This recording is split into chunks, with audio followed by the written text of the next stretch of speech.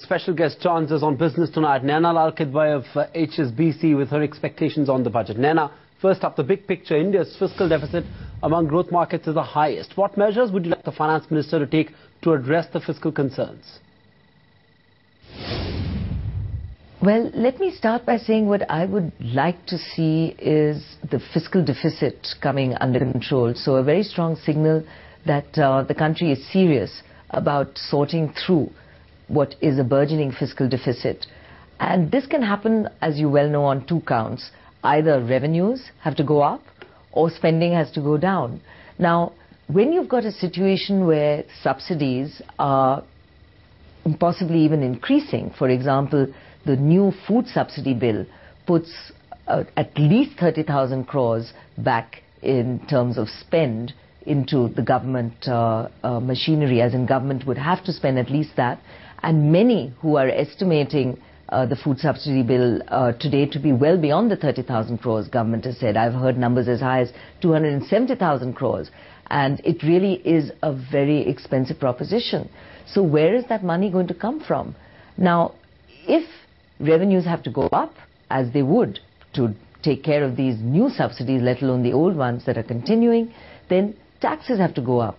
Now, that would be very unfortunate, because if taxes have to go up, then corporates who would otherwise be investing the money, and we all know that growth is really falling off the cliff right now. We need growth to be back into our country's agenda.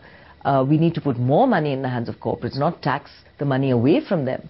That we do need to keep taxes where they are. So if the fiscal man is unlikely to come down, then do you really think the government will resort to more borrowings? I mean, that's something that's been a huge overhang even on this budget.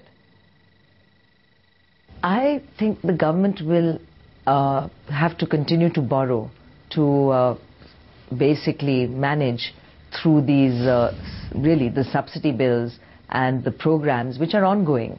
You can't withdraw a program like Enriga once it's instituted, and then there are these new programs like the food subsidy bill, which may take time to actually begin to dribble out, but the fact is they are an additional cost. So government borrowing, which is always a worry because it begins to crowd out other needs. Government borrowing can crowd out corporate borrowing, and hence we have seen our corporates going offshore more and more to borrow. But so I just wanted to get in, borrowings at one level, is the other side is divestment. Now, given the experience this fiscal, do you expect the government to set a stiff target or a watered down target in order to try and get themselves some money in the kitty? Now, the disinvestment program has taken an interesting turn in that the markets, as you saw, had an issue, and many FPOs and IPOs, as in those that were going to actually be placed into the Indian retail investors' hands, have actually fallen away as a result.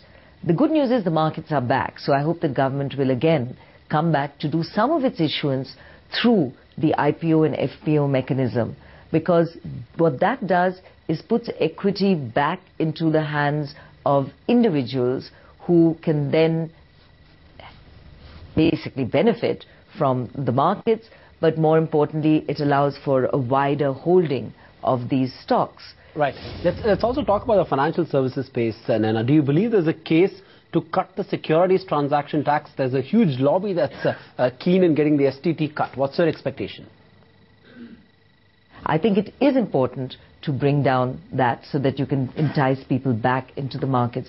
But I think tax clarity is always important. I think some of the uncertainty around the DTC factors coming in and when is DTC coming does impact longer-term decision-making for investors.